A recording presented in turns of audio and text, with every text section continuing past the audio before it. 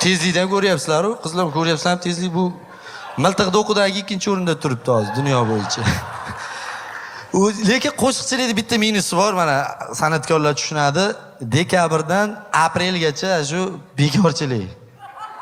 Buyursin bu yo'q, birov to'yiga ham chaqirmaydi aka. Uyda yotasiz, patologga tupurib qoringa tushirib. Umuman yo'q-da.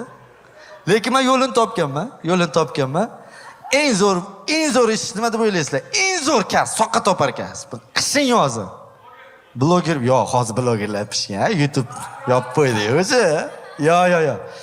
Eng zo'r ish qorbobolik. Eng zo'ri qorbobo ekan. Ish esa qilmaysiz-da. 11 oy otpuskada yotasiz, dam olib, 1 oy ishlab bersangiz bo'ldi, dekabrgacha. Omma 1 yilda topib olasiz. O'zingiz pul berar ekansiz, o'zingiz padarka berar ekansiz, u keladi, yeydi, ichadi, uyingizda hamma yoqda ular xohlasa ketadi, xohlasa ketmaydi. She'rni ham siz aytasiz, o'zingiz padarkangizni o'zingizga berib, sekin qaytadi. Xohlasa.